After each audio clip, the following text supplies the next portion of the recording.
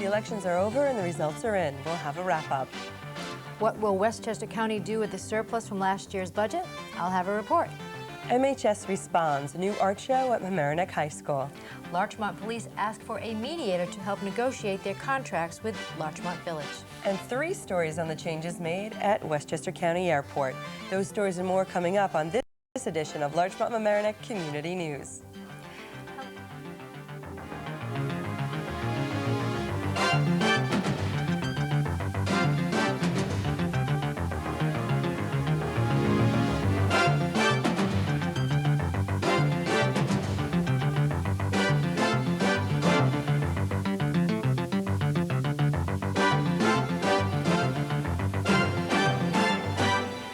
Hello and welcome to the Larchmont Mamaroneck Community News Show for the middle of November 2001. I'm Christina Bolger. And I'm Alyssha Miro. Our top story? Well, the elections are finally over. Here with the results is Larchmont Mamaroneck Community News reporter Suzanne Rothberg, who was on hand election night and spoke to some of the candidates. In a heated race between village manager Deborah Chapin and challenger Republican Philip Trifiletti, Trifiletti stole the election along with his running mate William Paonessa, who was elected trustee. Democratic Mayor Deborah Chapin and Democratic trustee Thomas Murphy were defeated and will finish their terms early next month. The results, according to the Journal News, is unofficial. It just feels great, Trifiletti said last night, end quote. A group of trustees and people in this village need to work together to go forward, and I can't wait to get started. Chapin said the Republicans did a better job of getting their supporters to the polls and that their reputation of being a controversial mayor contributed to her defeat.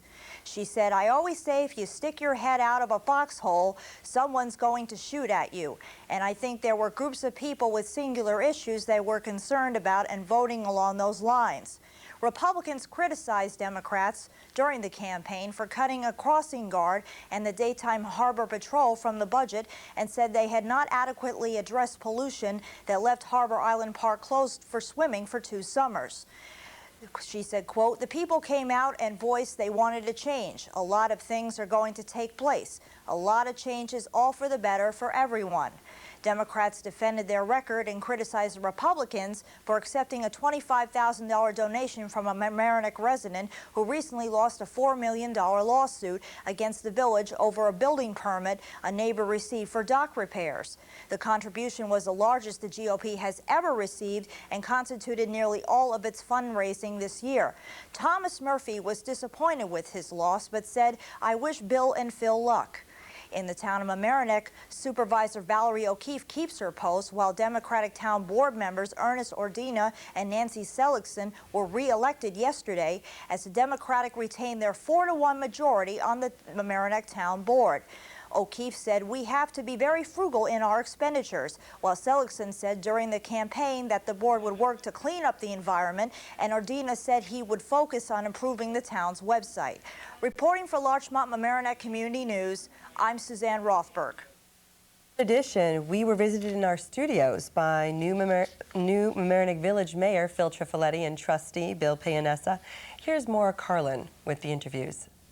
About how your campaign was, because I know from talking to you for the last few minutes, I know you were out there on your feet a lot and you heard a lot of interesting things. So why don't you tell us what you've heard from people and how it affected you? Sure. The campaign was grueling. We had a lot of fun, talked to a lot of interesting people. We want to thank everyone who participated in the voting. It was a good election, and we learned a lot in walking around talking with people. A lot of people in the village have a lot of concerns about Harbor Island, which Bill and I also had the concerns about. And they also had concerns about the safety issues. We had campaigned about the Bay Constables having shorter hours, the Park Rangers having shorter hours, crossing guards being eliminated. And I think we found out that the people thought those were real issues. And also with the taxes, Mamaroneck Avenue, with streetscape, trying to be more in control of it to help the merchants. And just in general, people participated, we listened, and we feel that, well, we heard the voters and then they heard us, and basically the results are evident. And the other thing we did find out was that people really want to be involved in the decisions. Did you find that vote? I'm sorry to interrupt. Yeah, that's right. Find that voter turnout was high, showing that they wanted to be involved. It seemed to be higher than normal elections. I think last year's was higher because it was a presidential election, but I think there was a pretty good turnout this time around. And we had a lot of I'd say, I wouldn't know specifically cross voting, but there was a large turnout. We did very well, and we felt that we reached out and people heard us and we heard them. And I think sticking to the issues, not going off to one tangent or another, knowing what the people of the village of Mamaroneck want, I think they felt that we would do the job, and that's why we were elected. Was there any issue that you heard from people that you either hadn't thought about or that made you change your position? I don't think we changed our positions at all. Well, the spray ground a little bit, maybe. Maybe a little bit on the spray ground. In what way?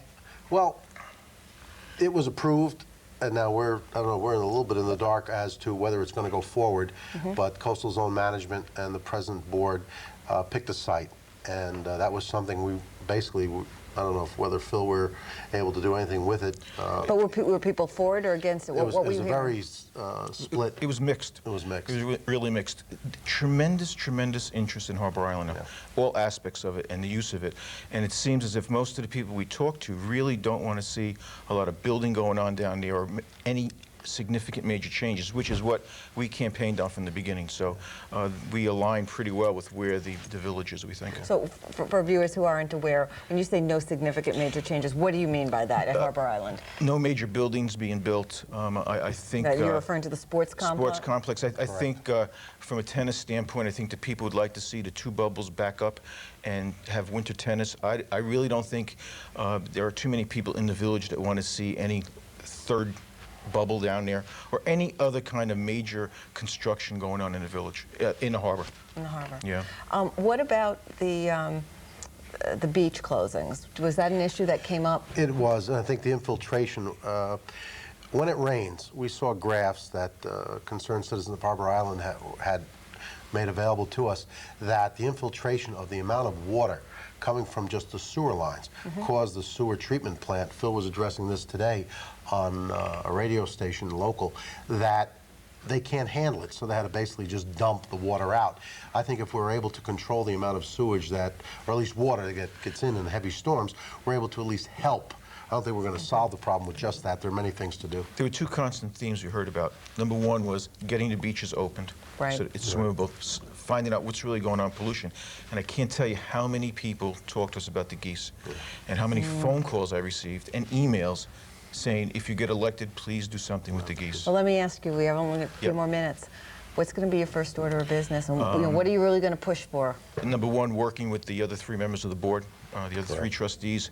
Our main concern is making sure that the board, the five of us, work together and we hit the road running on December 4th when we get Appointed? Well, not appointed. Installed? Yeah. Sorry. That's number one. And then number two is looking at restoring the services that were taken out of the budget, the crossing guards and the bay constables, making sure all that gets put back in, and then going after the pollution and Harbor Island. I think those are the key issues. Trying to work with recreation to, I think, give people more bang for their buck, as I said in the beginning, that their dollars are spent well down at Harbor Island, to make that the jewel it really is. And also with the fire department and all the different departments we have to deal with. There's a budget that we have to work on, and we're going to tighten our belts and come through for everyone. All right, we can't do everything all at once. We'll make a plan, follow the plan, and resolve the problems. In spite of the tough economic times, Westchester County has managed to build up a budget surplus that will reach $19 million by the end of the year. There are two main reasons for the surplus, due to a change in welfare regulation. Hundreds of people are not receiving public assistance anymore. In addition, some 200 Westchester County jobs have remained unfilled. But Westchester County Executive Andrew Spano warns that the financial situation of the county may not worsen next year. Spano is not sure that the budget for 2002 will contain another property tax cut.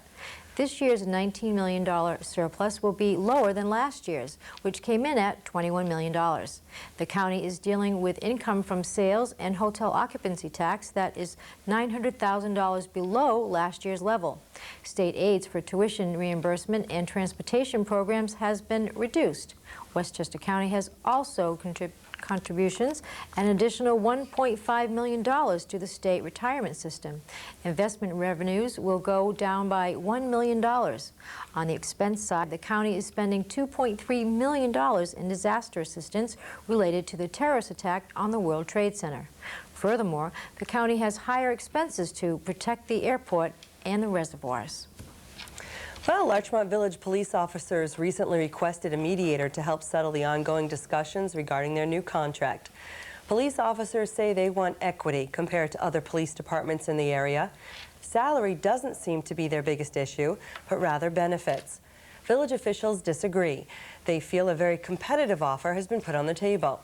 As part of a letter sent to all Larchmont residents, the Police Benevolent Association, or PBA, mailed a comparison chart of the benefits received by Larchmont and the Town and Village of Mamaroneck police departments. The one statistic that appears most different is the post-retirement medical cost. Larchmont police officers receive 50% coverage by the state, with no coverage provided by the municipality, while others receive 100% coverage. Another issue for police officers is a limit of 13 sick days a year, while other area police departments have an unlimited number of days. A mediator would be provided by the State Public Employment Relations Board to help the two parties come to an agreement within a 3-day period. If an agreement is not reached, the case will go into arbitration, and the decision at the end of that stage would be final regardless of the outcome. Westchester Airport is tightening security and have installed a bomb-proof curtain. Here to tell us exactly what that is Larchmont Mamaroneck Community News reporter Maura Carlin. More security and more parking are coming to Westchester County Airport. A bomb-proof curtain is being made and installed at the airport to protect the passenger terminal from an explosion in the parking garage directly across the street. The curtain is made from recycled elevator cables and costs about $307,000, an expense to be shared by Westchester County and the company that manages the airport garage. The protective curtain is expected to be fully installed by Thanksgiving, and that means 600 parking spaces that have been out of use since the September 11th attacks will again be available. Only the 200 parking spots on the roof nearest the terminal will remain closed. For Larchmont Mamaroneck Community News, I'm Maura Carlin. New rules at the county airport set by the FAA. For more, here's Larchmont Mamaroneck Community News reporter Glenna Gray. The Federal Aviation Administration has won the discussion over Westchester County's voluntary overnight curfew plan. In exchange, the FAA should release millions of dollars for the airport and approve a $1.50 passenger tax increase. The $1.50 increase would give the county $750,000, which would be used to help improve the airport. County Executive Spano anticipates obtaining $10 million in federal money for larger airport improvements. The project includes grading a 4-acre overrun area at the end of runways 16 and 34, replacing 5,000 feet of damaged fencing, relocating the airport beacon to provide better visibility for planes approaching from the east. You will not be able to see the beacon from the ground. The county plans to repave Taxiway Section A and complete some sections of the perimeter road. A voluntary curfew is in effect from midnight to 6:30 a.m. in order to allow airport neighbors to sleep undisturbed. Since September 17th, the county has kept the parking garage open around the clock to help passengers meet new security guidelines that require a 2-hour arrival time before domestic flights. For Larchmont Mamaroneck Community News, I'm Glenna Gray. Since September 11th, things are quieter at Westchester County Airport. The number of commercial flights has declined 20% since the terrorist attacks, with Continental Airlines and U.S. Airways suffering the most. Both Continental and U.S. Air fly from Westchester to Reagan National Airport in Washington, D.C., which was closed for several weeks and now has only limited service. These decreases are in addition to the slower rate of travel that predated September 11th due to a slower economy. So airport officials say that more than 1 month of flight data is needed to analyze the decrease in flight activity. But fewer flights does not necessarily translate into shorter lines. County transportation officials say that, especially during morning hours, passengers may find excessively long lines. The reason? Extra security precautions. So you know, passengers must show photo identification twice, and all baggage is subject to search. You are permitted only one carry-on bag and one personal item, such as a purse or laptop computer. Safe flying. Westchester County is trying to attract smaller businesses to relocate to the county. A new set of incentives has been established. Among them, reduced electrical rates, tax abatements on furniture, and also state grants for employment and training. Under the new rules, sales tax abatements are available for companies that want to spend as little as $100,000. The focus on smaller businesses comes at a time when Texaco is leaving the county and releasing 700,000 square feet. Officials think that focusing on smaller companies makes sense, as a relocation of a smaller company does not have the effect that the pullout by a big multinational does. Retailers are anxiously looking for mood swings and consumer confidence, hoping that they will come back for the holiday season. And there are some positive signs. Retail sales in September were way down in New York. September was down by 14% in New York City and 7% in the state in October. However, the trend has reversed, and it seems to have continued into November. In surveys, consumers have said that they would spend a little less than last year this holiday season. As interest rates are at their lowest level in 40 years, consumers may feel a bit better about the economy and their own financial situation. Well, MHS Responds is a new art show at Mamaroneck High School. Larchmont Mamaroneck Community News reporter Amy Schachtel has a story. Amy? Ms. Harvey Ann Ross is an English teacher at the Mamaroneck High School. After the World Trade Center disaster, she realized that her 10th grade students needed to find a way to express their feelings. The students need the opportunity to communicate beyond the class discussions and personal private conversations. Ms. Ross offered them the opportunity to depict how they felt in any way they wished. So the students produced works in creative and reflective writing, and in works of art, photography, video, choreography, music, and drama. Ms. Ross was delighted and profoundly moved by the creations of her 97 students, and knew these were pieces that needed to be shared beyond the walls of her classroom. This sculpture I did, and it is the Twin Towers, and it's, as you can see, they're in flames. And I have a dove, you can't tell, it's a dove, flying in between them, and it's crying. And my piece is called A Dove's Tear, and it comes with a stanza, and the stanza is, "No tragedy is greater than that which can evoke a dove's tear." And I think it represents the whole thing, because peace and innocence represented through the dove is now crying and in mourning because of the tragedy that happened. Because they're really big and they're interesting, I guess, and I thought it was important that they stayed black and there wasn't too much going on with them. And I thought that it would be a nice thing to be able to see them built again, although it is kind of sad. These works were videotaped at the Palmer Art Gallery at Mamaroneck High School, and the name of the exhibition is MHS Responds. For Larchmont Mamaroneck Community News, I'm Amy Schachtel, and I hope you all come to see this terrific piece of art and expression. And we would like to thank Valentine Estabrook for shooting the video that you just saw. If you'd like to see a full presentation of MHS Responds, tune into LMC-TV later this month. Ms. Estabrook is in the process of finishing up the editing of Art Exhibit. And that's it for this week's edition of Larchmont Mamaroneck Community News. If you want to see this news show again, you can. It's on every weekday night at 7 p.m. We record one show each week, and it's replayed on this channel, LMC-TV, channel 71. Or if you want to request to see it, you can call LMC-TV after 4 in the afternoon during the week at 698-6808 and ask to see the new show. They will try to put it on at a time that's convenient for you to watch. And this reminder, this news program is an all-volunteer effort, and we could use a few more volunteers, either behind the scenes or as a reporter. Or maybe you'd like to shoot video. Whatever the case, we need you. In short, if you want to volunteer to help us put this program on, we have something for you to do.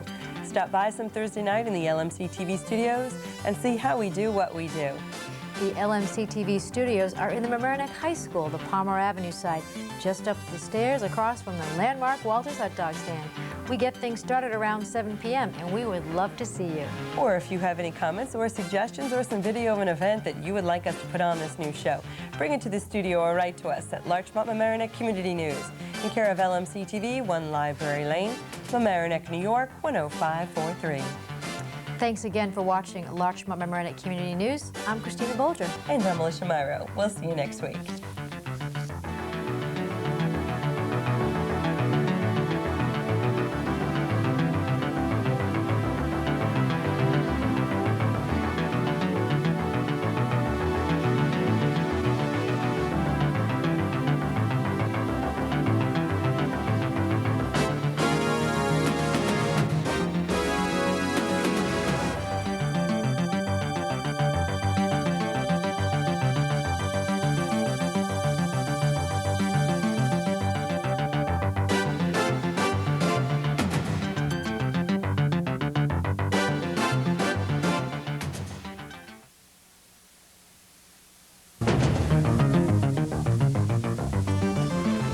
The Village of Mamaroneck sidewalk renovation is moving along. We'll have an update.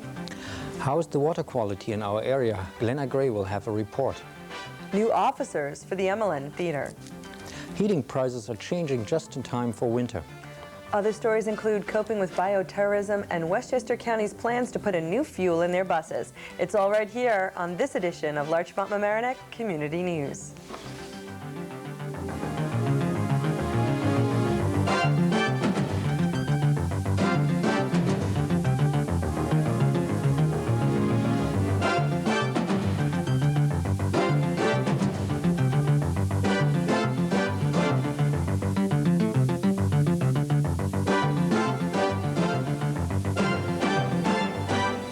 Hello and welcome to the Larchmont Mamaroneck Community News Show for the middle of November 2001.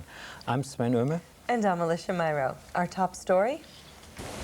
Westchester County Executive Andrew Spano has just announced his proposed $1.3 billion budget for next year. Under the proposal, property and sales taxes will go up. Spano says skyrocketing costs to cover security and public health, combined with a weakening economy, have caused him to seek tax increases. The county property tax will go up by 9.5%, erasing the last 3 years of property tax cuts made by Spano. In 1998, he promised to cut taxes by 15%. Until today, his cuts have totaled just under 8%. Spano also plans an increase of 0.25% to the county sales tax. According to Spano, the state and federal government mandate most of the county's budget.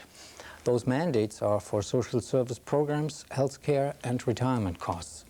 Under his budget proposal, an additional $13.4 million are reserved for public health and safety, which includes 28 new positions for labs and research, and the budget also allows for hiring 78 new police officers, 55 of whom will be stationed at Westchester County Airport.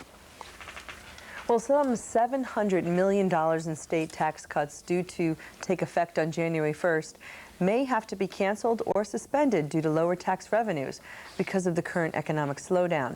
Among the changes planned for next year are deductions for college tuition, a reduction in the tax on utilities, and cuts affecting state income, sales, and business taxes. Governor George Pataki has said that New York State may lose up to $9 billion in tax revenues over the next 18 months. The budget gap is caused by the slowing economy and the World Trade Center disaster. Governor Pataki announced last month that he wants to cut $3 billion from the budget by reducing the state's workforce. The tax revenue gap may also be closed by income from gambling. It is expected that income from gambling will increase dramatically because a bill expanding gambling in the state was approved last month. It may still be too early to see the full effect of the economic slowdown, but some precautionary measures to fill the budget gap will likely be taken. Westchester County's legislature is looking into changing the no-bid process for contracts that may apply in emergencies. The issue came to the attention of lawmakers when they learned that the county's district attorney, Janine Pirro, is investigating no-bid contracts the county issued to a builder close to Deputy County Executive Jay Hashmore.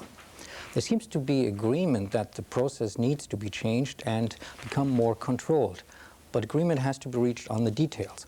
County legislators want new powers to be extended to the legislature to control the process. Democrat Tom Abenanti, the Democratic Majority Leader, told the Journal News, "I believe the suggestion that the Board of Legislators declare an emergency before a no-bid contract can be issued is a good suggestion." But Abenanti thinks that the county's administration will respond saying that the legislature doesn't meet often enough to act when speed is required in an emergency. Minority Leader Paul Noto was quoted in the Journal News saying, "We need legislative action and reform, and I think it has to be done sooner rather than later." End of quote.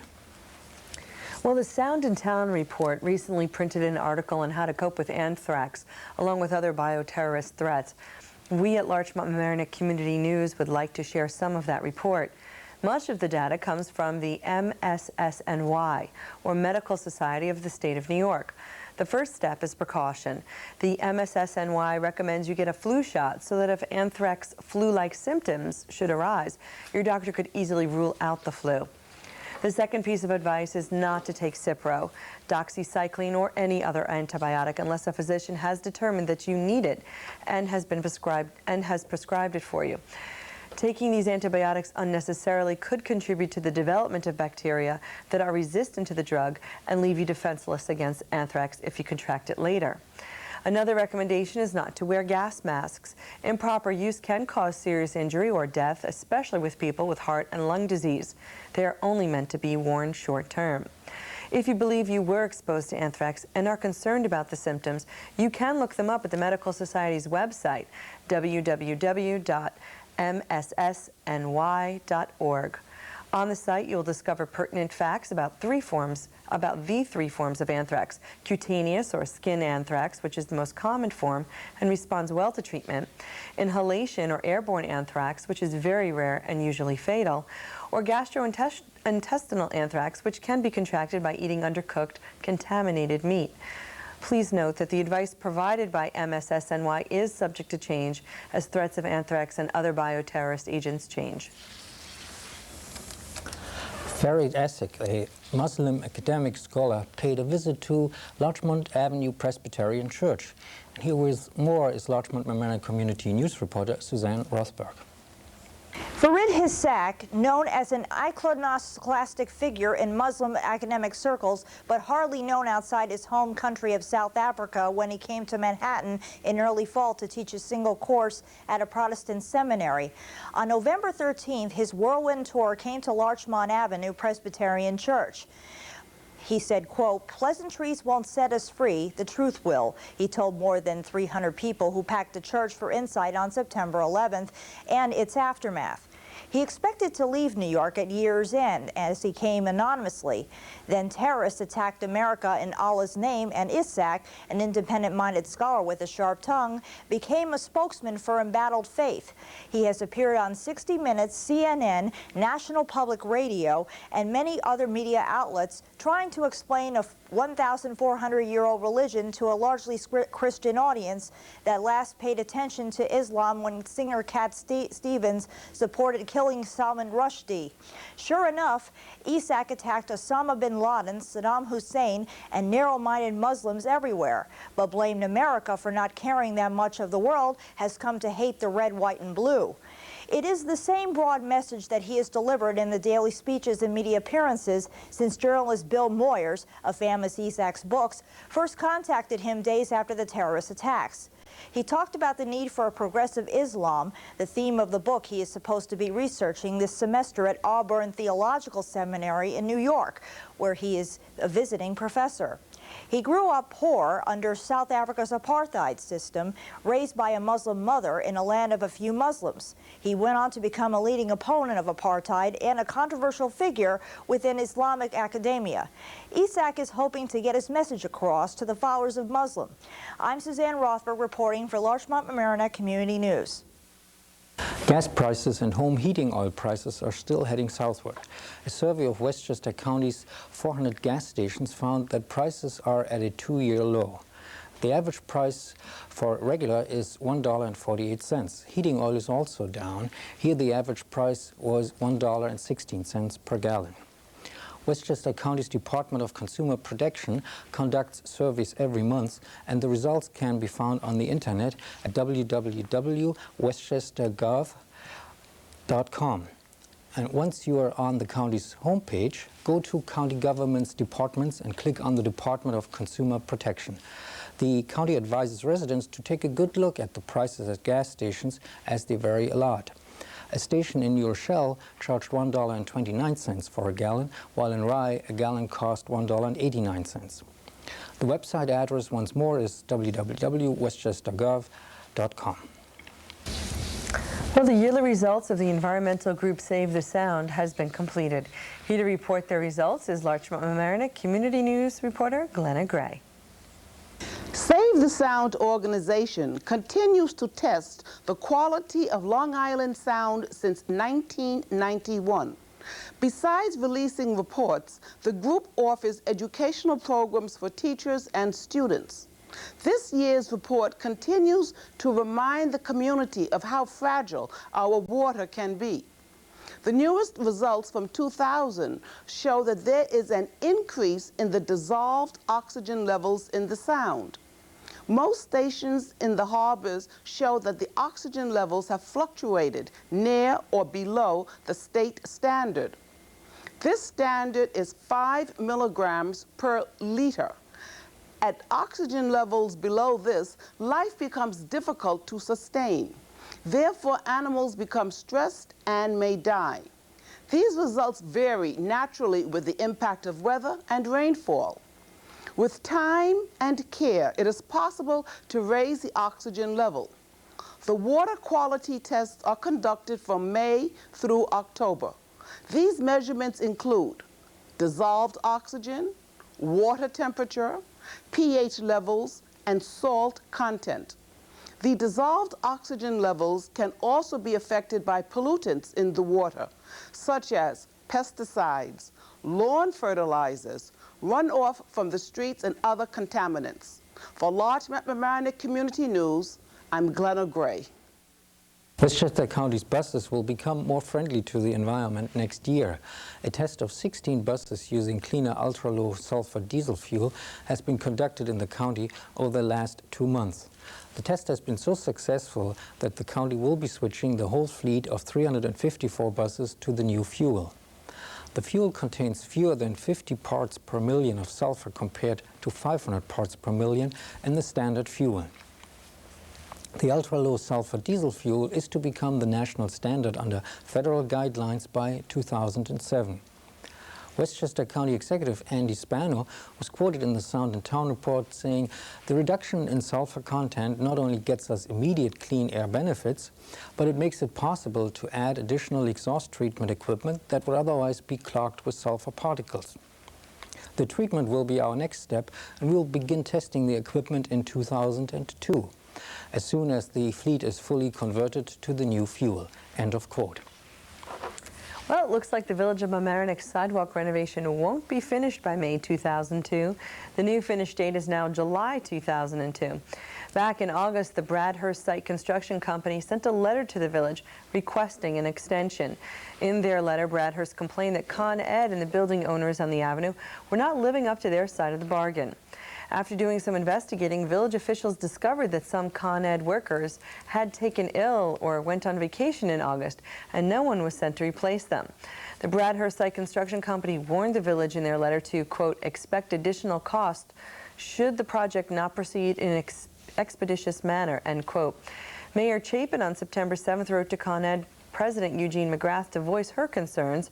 The letter seemed to work because, according to Bradhurst project manager John Pugney, work is nearly back on track. It is still unclear whether the work on Mamaroneck Avenue will continue during the December holiday season, however.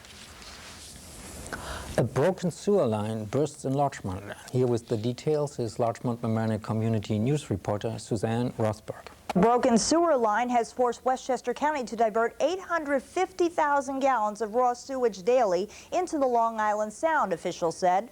The county is dumping the sewage because a 14-inch diameter pipe that takes it from the Flint Avenue pumping station in Larchmont to a main sewer line on Post Road burst Tuesday. The pumping station, which collects sewage primarily from Larchmont, has no storage facilities and had to divert the incoming sewage to the Sound. County Public Works Commissioner Anthony Landy said, quote, "The pipe is under pressure and it broke adjacent to the station on Flint Avenue. Whatever was the pipe blew out before they could shut it down, and I don't have an estimate of how much that was."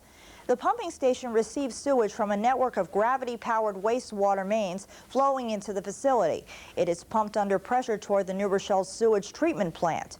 Landy said chlorine was being added to the sewage before it hits the Sound 24 hours a day, but he said it's still a raw sewage. The burst pipe is near the pumping station, at least 12 feet underground, and a contractor began work Wednesday to repair the damage.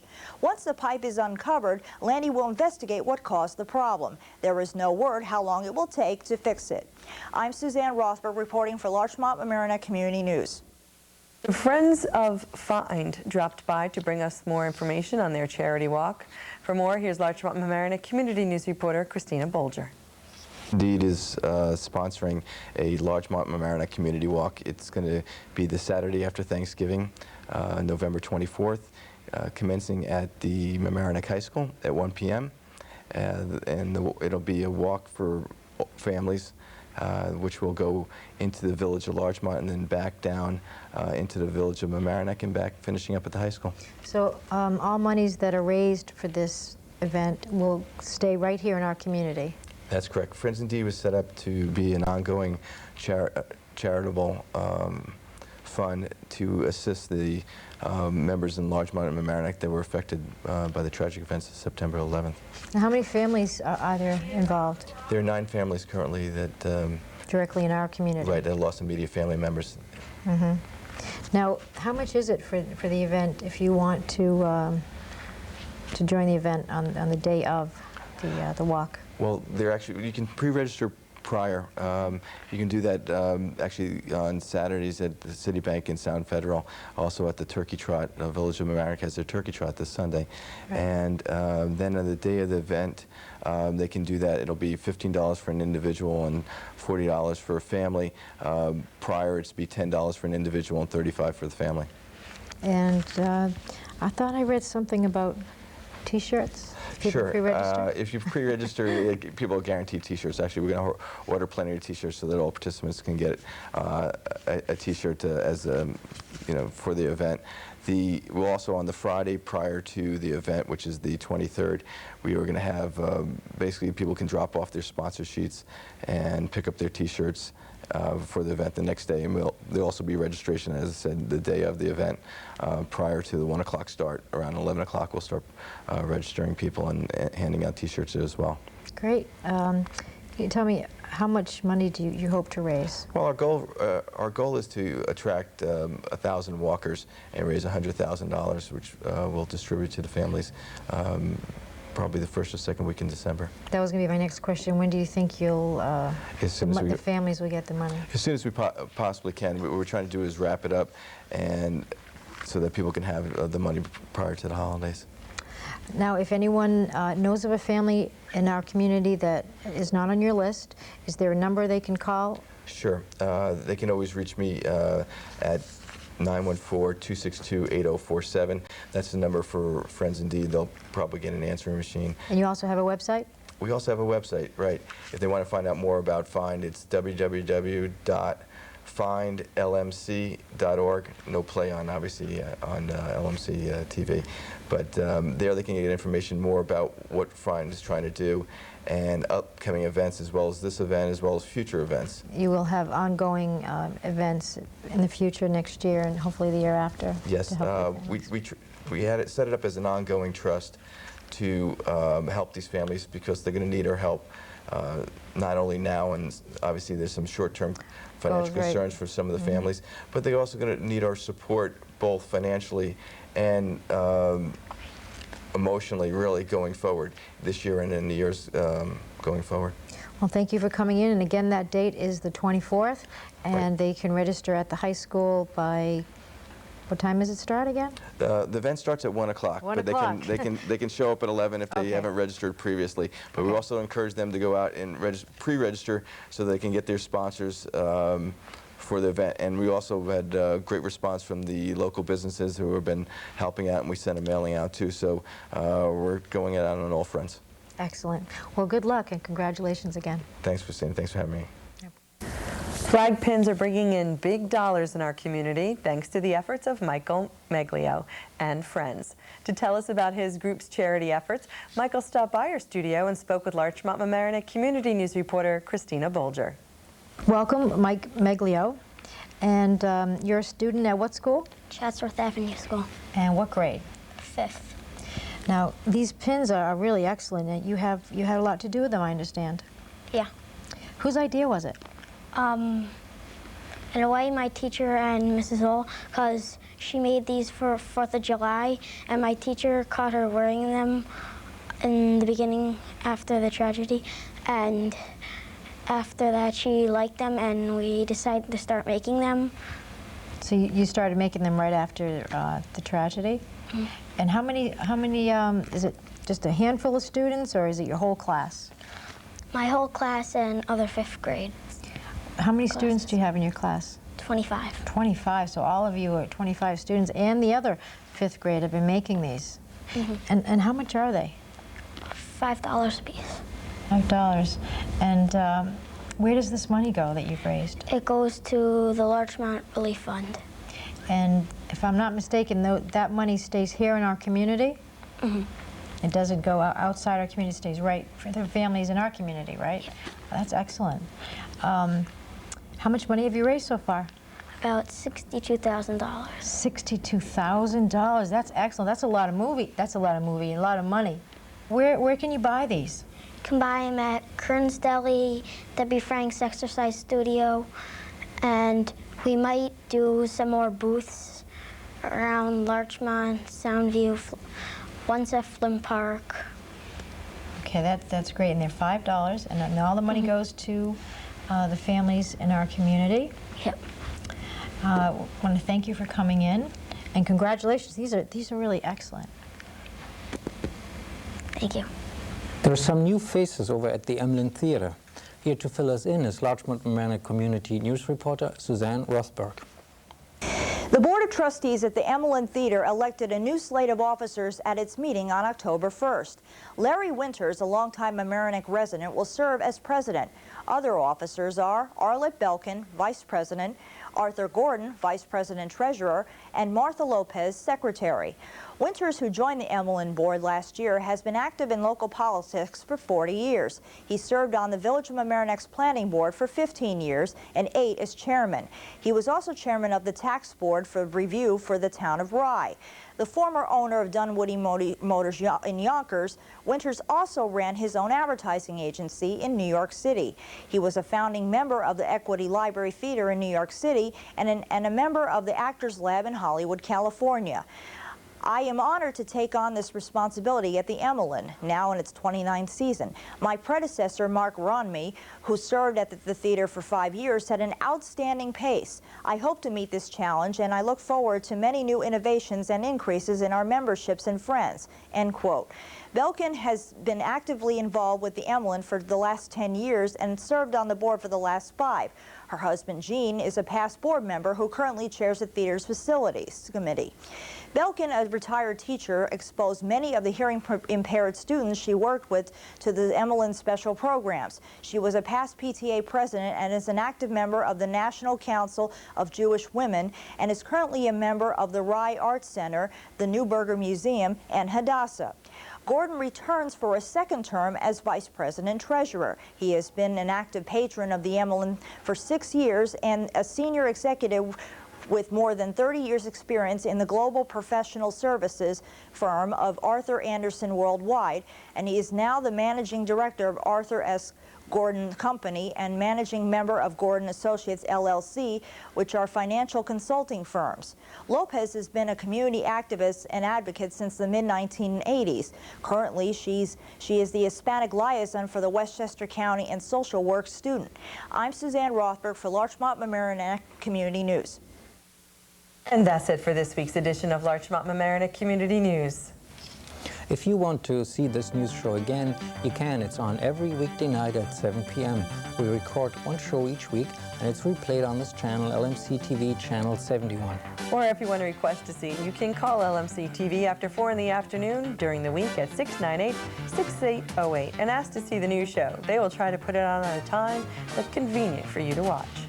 And this reminder, this news program is an all-volunteer effort, and we could use a few more volunteers, either behind the scenes or as a reporter. Or maybe you'd like to shoot video. Whatever the case, we need you. In short, if you want to volunteer to help us put this program on, we have something for you to do. Stop by some Thursday night in the LMC-TV studios and see how we do what we do. The LMC-TV studios are in the Mamaroneck High School, the Palmer Avenue side, just up the stairs across from the landmark Walter's hot dog stand. We get things started around 7 p.m. and we would love to see you. Or if you have any comments or suggestions or some video of an event that you would like us to put on this news show, bring it to our studio or write to us at Larchmont Mamaroneck Community News in care of LMC-TV, 1 Library Lane, Mamaroneck, New York, 10543. Thanks again for watching Larchmont Mamaroneck Community News. I'm Sven Ullman. And I'm Alyssha Miro. And we'll leave you with scenes from last week's Veterans Day celebration from Post 90 VFW in the village of Mamaroneck. And we'd like to thank Eileen Mason for the video. Bye-bye.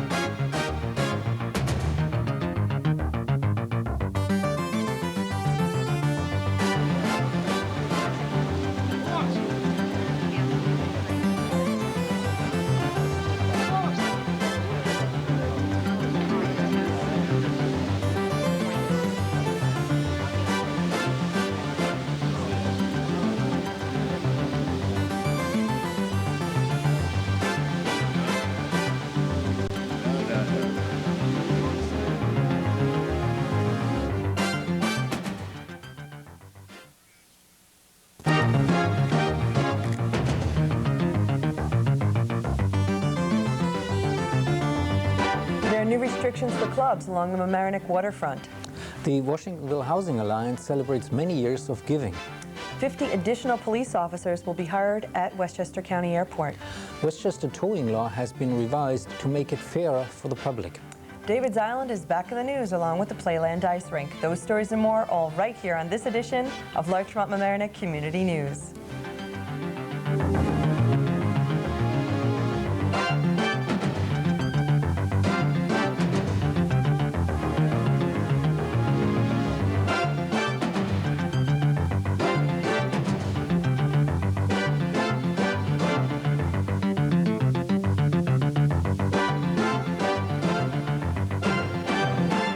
Welcome to the Larchmont Mamaroneck Community News Show for the second week of December 2001.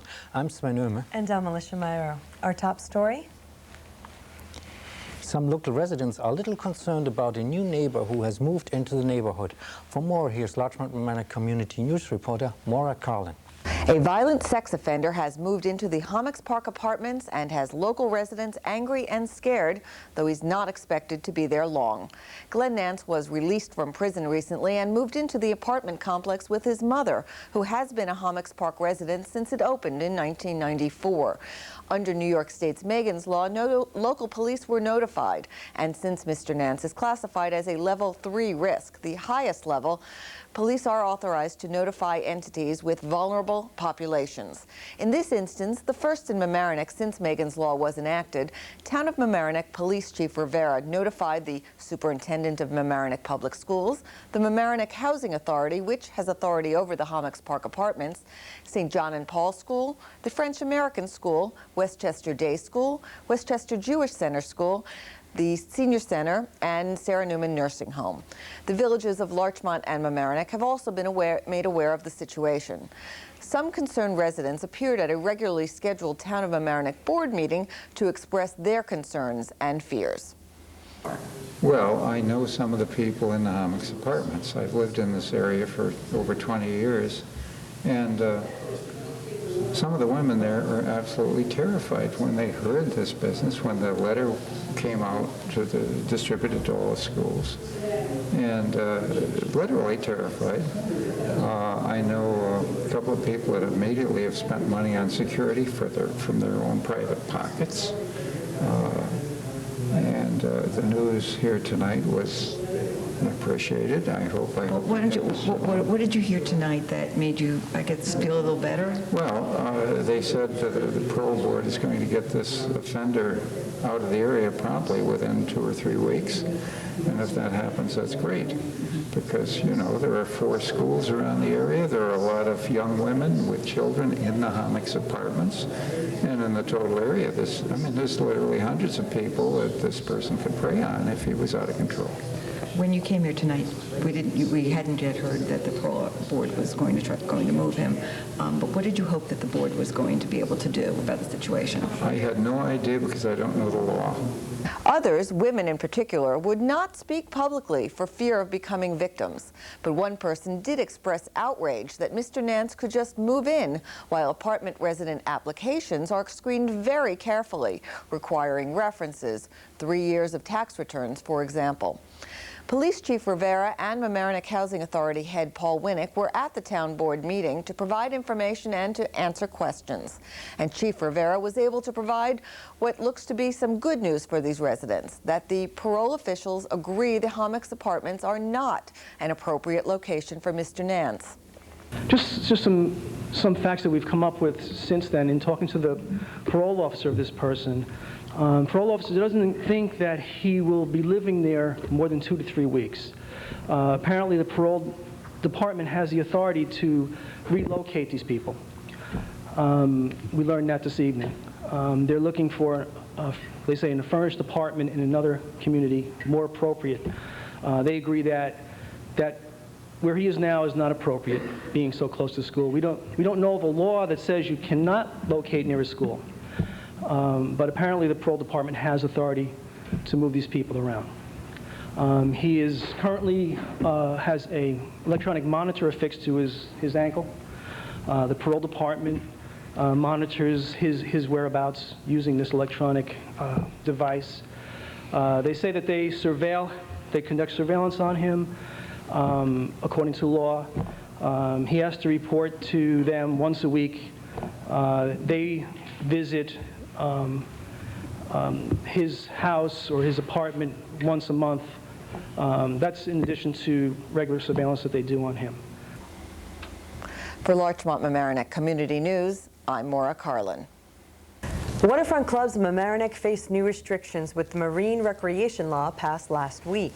Mamaroneck's 4 waterfront clubs, Mamaroneck Beach and Yacht Club, Orienta Beach Club, Beach Point Club, and Hampshire Country Clubs, will now have to obtain a special village permit before allowing charities, civic groups, or non-club members to rent out their ballrooms and hold late-night parties. The restrictions were passed by trustees to keep the clubs from disturbing neighbors and to make sure they are used as recreational settings and not catering halls. The new law requires events to end at 2 a.m. on Saturdays and Sundays and midnight on weekdays. The law also limits the club's ability to expand by limiting dining, entertainment, and bar facilities to 40% of the total square footage in the clubhouse. It appears that confusion about how to handle the expansion proposal by Mamaroneck Beach and Yacht Club many months ago led the village to revise its marine recreation law.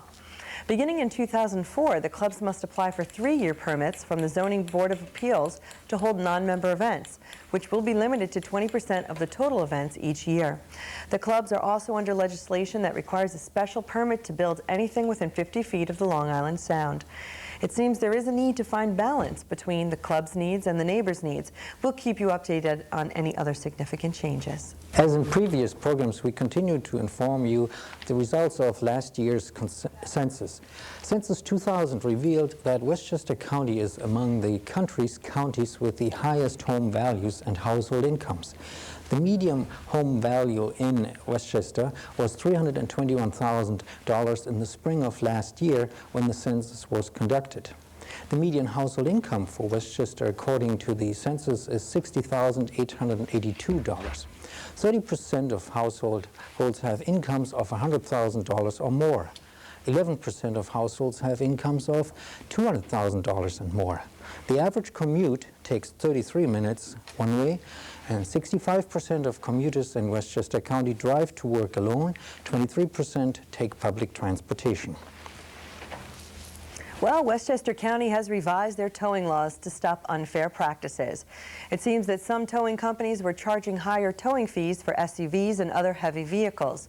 The law now applies limits to the fees towing companies can charge all passenger and commercial vehicles lighter than 3 tons. Companies with contracts to remove improperly parked cars from private lots can charge $65 per tow, $1.50 per mile, and $5 a day for storage. SUV owners can feel safe from being charged exorbitant fees. The law came to pass with the help of Elaine Price, the county's Department of Consumer Protection's director and a former Mamaroneck town supervisor. And here's the police blotter. A Mamaroneck Village employee, John A. Carpino, who works as a motor equipment operator, has been charged with first-degree offering a false instrument for filing. Carpino allegedly filed the bogus proposals in addition to one filed under his company's name in order to get a village contract for an electrical project at a village firehouse. The contract's value was less than $10,000. Carpino has worked for the village for more than 10 years and could only be fired if convicted, according to acting village manager Leonard Verestro. A New Rochelle man, Michael E. Newman, is pleaded guilty to a charge of first-degree sexual abuse. He faces 3.5 to 7 years in state prison when sentenced on January 15th. Newman admitted that he had forced a 13-year-old Mamaroneck girl into having sexual contact with him. Well, there's a lot to celebrate at the offices of the Washingtonville Housing Alliance. For more, here's Larchmont Mamaroneck Community News reporter Christina Bolger. The Washingtonville Housing Alliance held its annual dinner recently at the Mamaroneck Beach and Yacht Club. 3 people were honored at the event. Ernie Posha, the Mamaroneck Village's building inspector, was the first recipient of the evening to receive the Special Recognition Award. He has served the village as building inspector since 1986.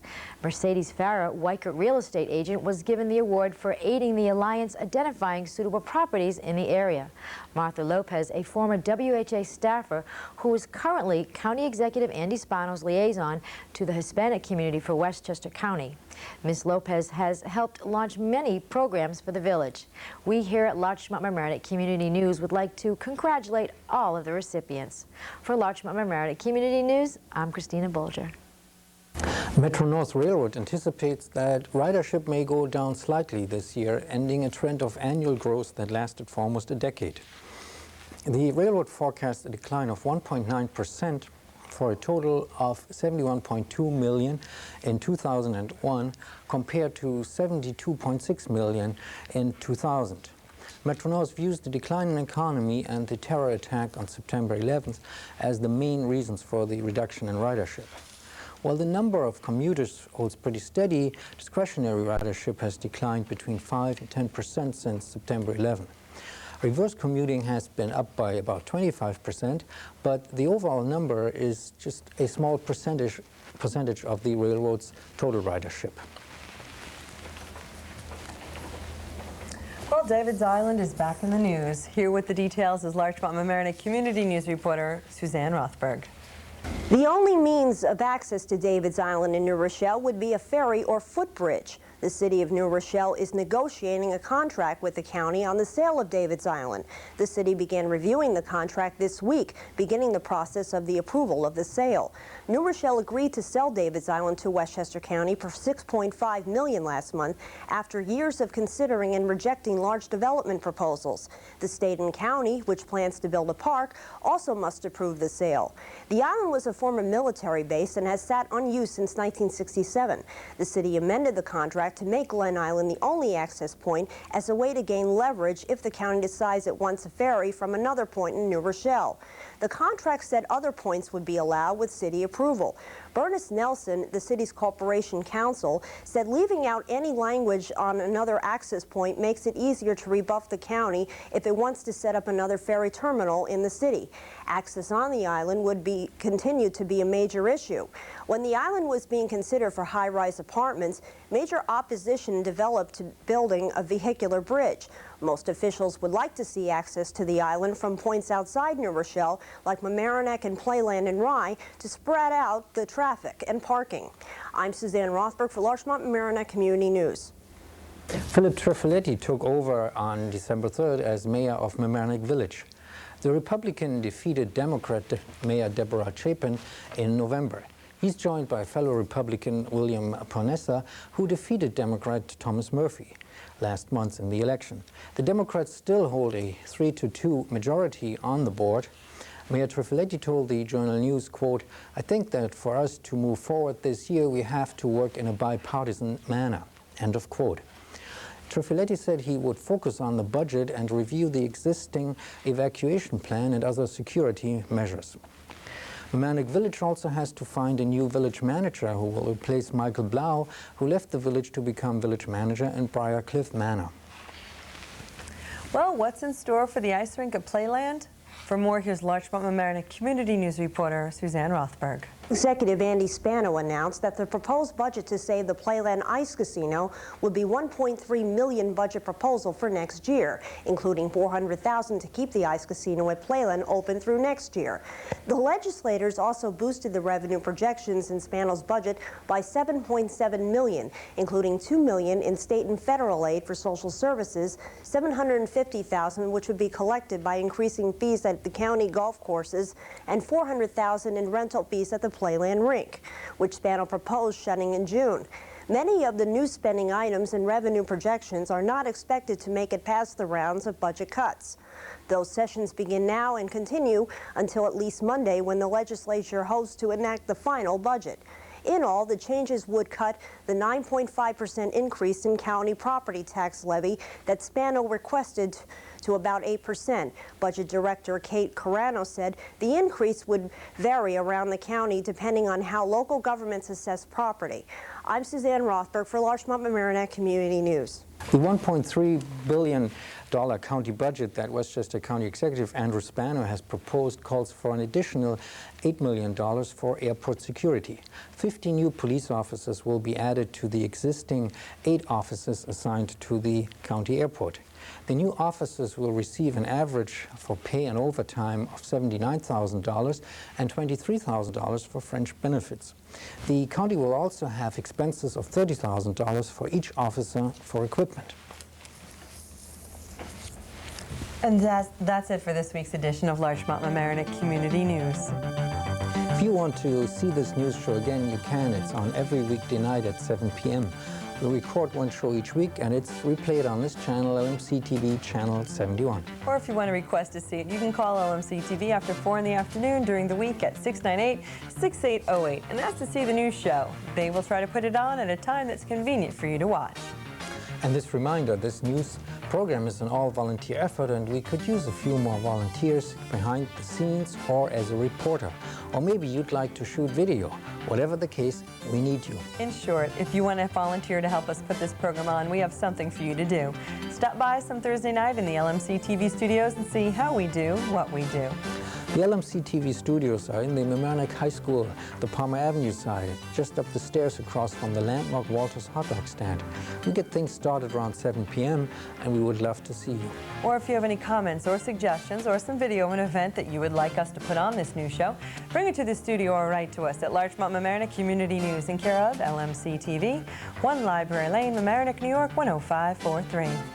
Thanks again for watching Larchmont Mamaroneck Community News. I'm Sven Irmer. And I'm Alyssha Miro. See you next week. Ah, very nice.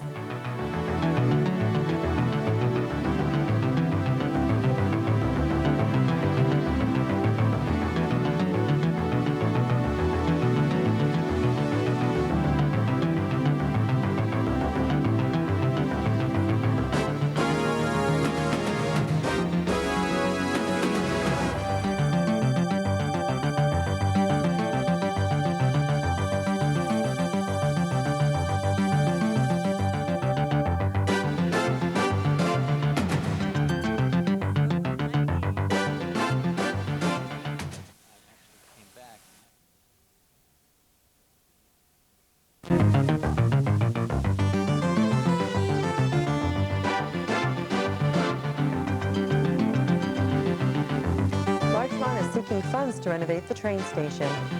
We'll have an update on our water supply. The Mamaroneck Library budget vote results are in. How close are we to a solution on pollution at Harbor Island? And there's a new marine recreation law, and Mamaroneck Village revises its procedures on contract bidding. Those stories and more all right here on this edition of Larchmont Mamaroneck Community News.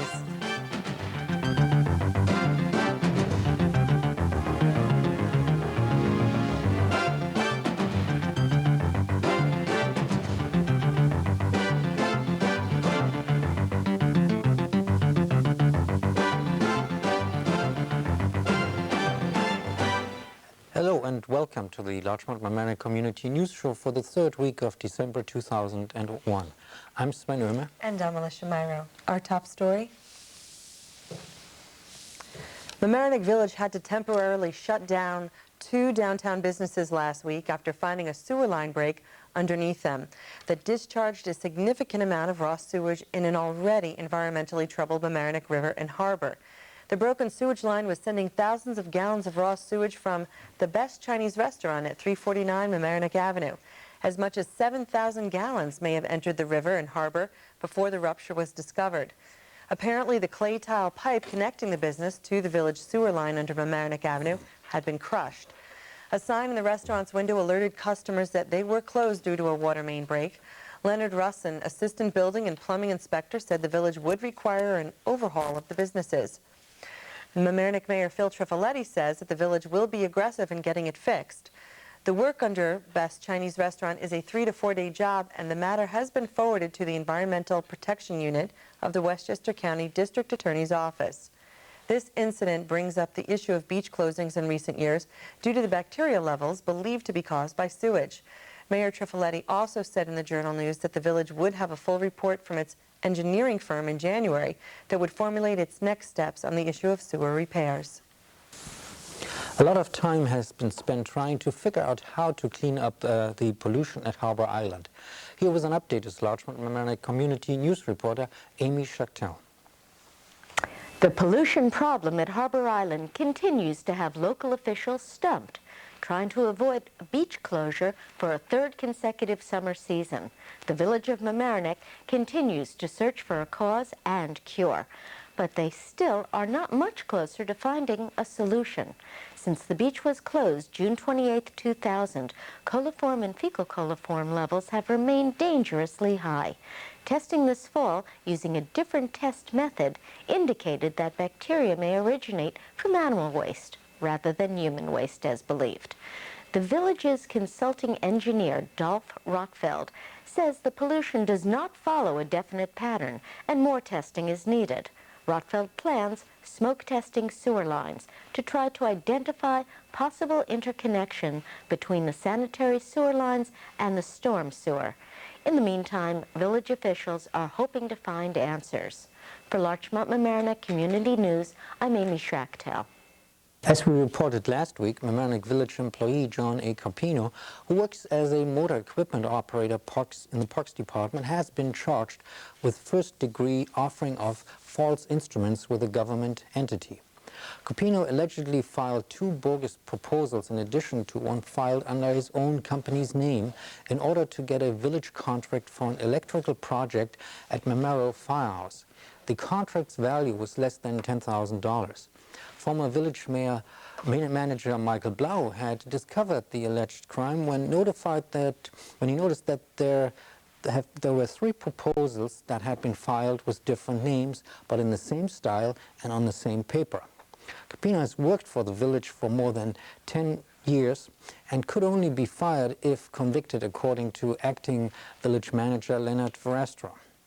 Verestro also said, quote, "Our village attorney is reviewing if there is any prohibition from any village employee doing work independently on his own time for the village."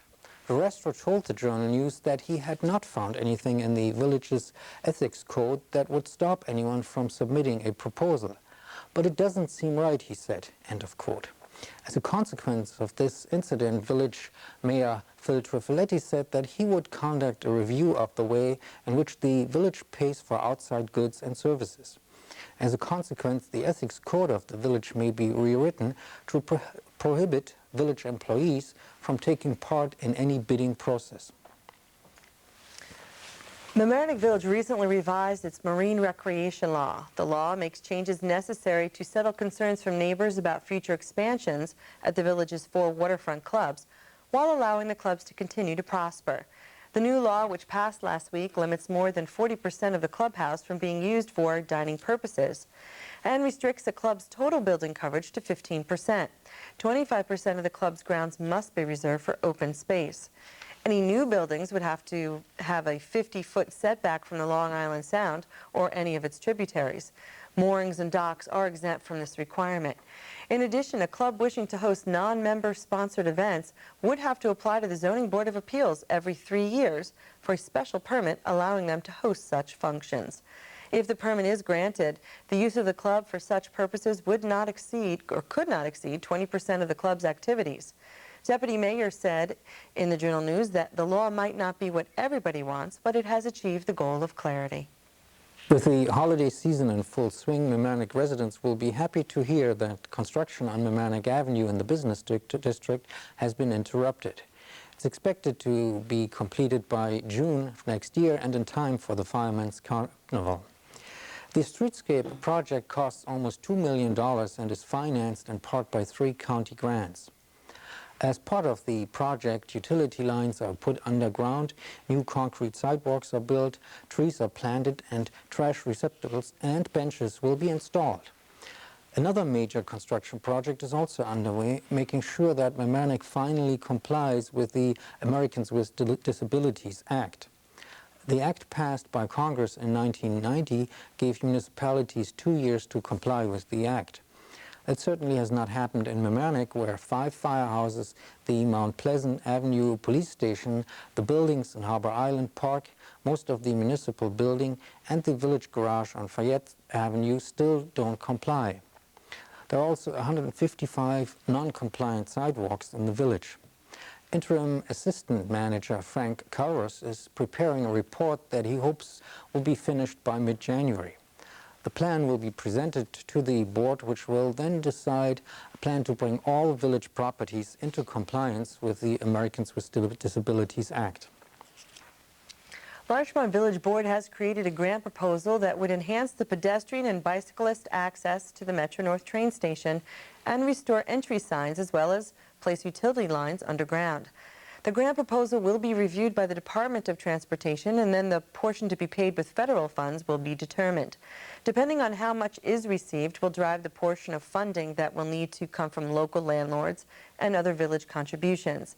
Village officials hope to find out how much they will receive from the state DOT at the end of this year or early next year.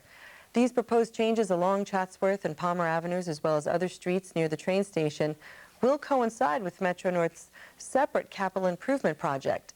Metro-North's project includes a new handicap-accessible ramp, heated overpass, waiting area with concession stand, bathrooms, and signs throughout the station.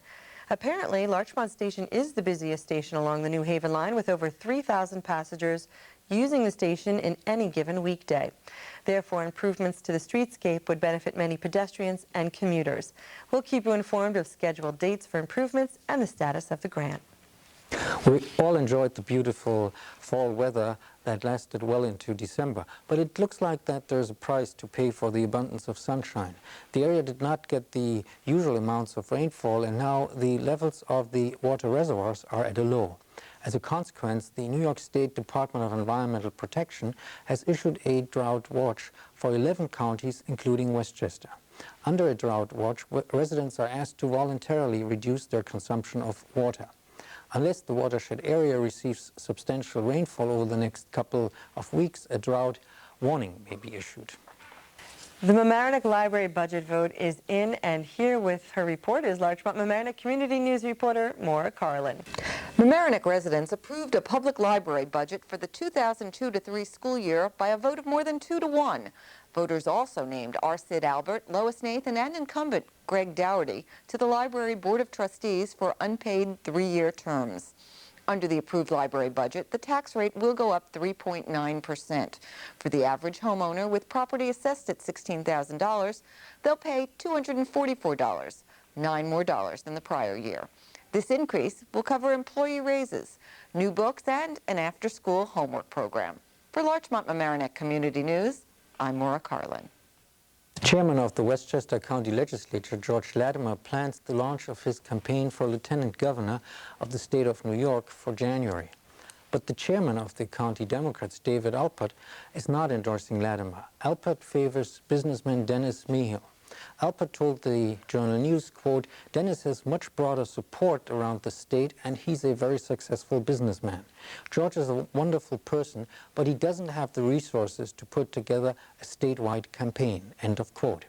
Latimer in turn said, quote, "I have support. The question is whether there is a critical mass of support," end of quote.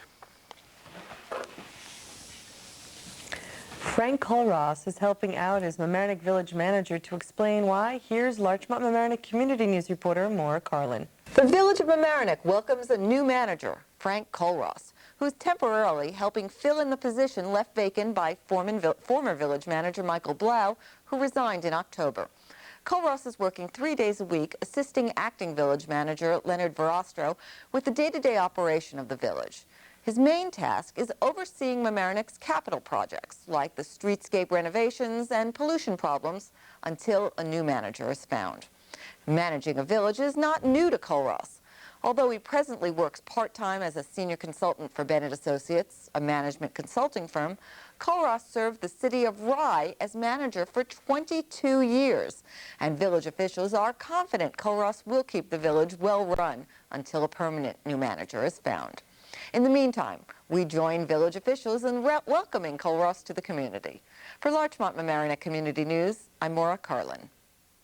The $1.3 billion county budget that Westchester County Executive Andrew Spano had proposed earlier this year called for an increase of the property tax of 9.5% and was a real shocker to many residents when it was released.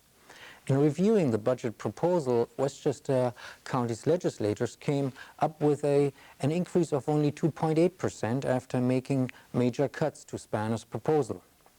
Among the major changes that the legislators have come up with are cutting $1.5 million from daycare, reducing the number of new slots from 600 to 300, cutting $3 million in contributions to insurance and retirement funds, cutting $1.5 million from the estimate of what it will cost to run a $100 million program that provides services to children with disabilities, and cutting $5.4 million in expenses, purchases, and repairs.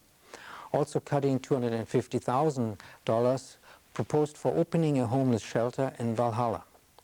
But the legislators also added to the budget. They proposed to keep the ice ring at Playland open for a year. Westchester County Executive Andrew Spano, a Democrat, responded to the changes by threatening a veto of any or all of the proposed changes. It is interesting to note that the majority of 9 Democrats in the legislature voted in favor of the revised budget. The 8 Republicans wanted to reduce the tax increase further and voted against the budget proposal. In the context of the budget discussion, a report by the Rockland-based Center for Government Research is worth taking note of. The study found that Westchester County residents and businesses send about $1.4 billion to New York State in taxes the county receives from the state. Donna Green, a spokeswoman for County Executive Andrew Spano, told the Journal News, quote, "This confirms what we already knew, that Westchester residents help to subsidize through their taxes those in the rest of the state," end of quote. Well, we are very lucky to live in a community that is full of people willing to give so much of their time and money to help out in these trying times. Now we turn to another group of fashion givers, and Larchmont Mamaroneck Community News reporter Maura Carlin has the interview. In the days following 9/11, our community, like so many others, pitched in to contribute money, time, services, and supplies. Our hearts went out to all who suffered losses, and we're especially touched by our locals who lost loved ones. And now local businesses and residents are working to make a difference and help community members affected by September 11th. One such project was a fashion show held at the Baja Grill restaurant in Larchmont and outfitted by Panaccio, a men's and women's clothing store in Larchmont.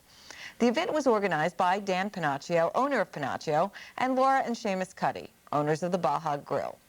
With me tonight is Dan Panaccio. Dan, welcome. Thanks for joining us. Thank you. People I spoke to said it was a great event, lots of fun and fashion. How much money did you raise? We raised over $4,000. And where's it going? What are you doing with it? It went to the Larchmont WTC Relief Fund and to the Red Cross.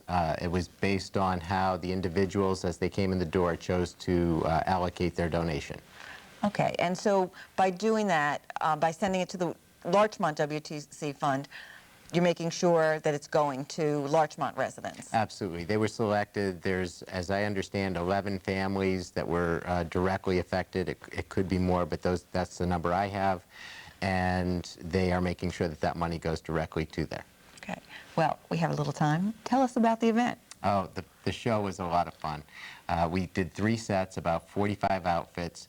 We concentrated one set on really fashionable pieces of clothing, and then we did an everyday walk around town set, and then our evening wear and black tie collections. And who were your models?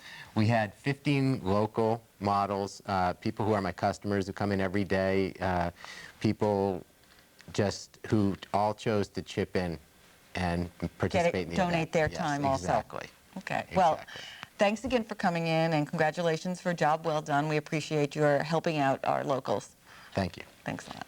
We don't get to talk about sports all that often here on Larchmont Mamaroneck Community News. But one team in our community stood out by winning their division championship. Here with the story is Larchmont Mamaroneck Community News reporter Christina Bolger. The Mamaroneck Jaguars football team is the new Pee Wee Division champions. The Jaguars beat the Titans 12-0 in the final game of the year to win this year's Pee Wee football championship. Rich Kelly and Jim Tucci, coaches for the Jaguars, set their sights from the beginning of the season to teaching the children the fundamentals of the game of football. They also wanted the kids to have fun while they learned. Standouts in the game were Jim Tucci, Sean Kelly, Dominic Buck, Jacob Mooney, Chris Jackson, John White, Jim Rocco, and Charlie Nathanson. Congratulations to all the Pee Wee football players, and we'll see you all next season. And in case you haven't noticed my holiday sweater, I just want to say thanks, Mom. That's my mother-in-law, Ann Hockhauser. From Larchmont Mamaroneck Community News, I'm Christina Bolger. And that's it for this week's edition of Larchmont Mamaroneck Community News. If you want to see this news show again, you can. It's on every weekday night at 7 p.m. We record one show each week, and it's replayed on this channel, LMC-TV, channel 71. Or if you want to request to see it, you can call LMC-TV after 4 in the afternoon during the week at 698-6808 and ask to see the news show. They'll try to put it on at a time that's convenient for you to watch. And this reminder, this news program is an all-volunteer effort, and we could use a few more volunteers either behind the scenes or as a reporter. Or maybe you'd like to shoot video. Whatever the case, we need you.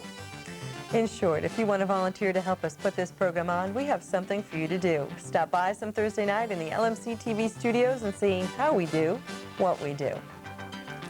The LMC-TV studios are in the Mamaroneck High School, the Palmer Avenue side, just up the stairs across from the landmark Walter's hot dog stand.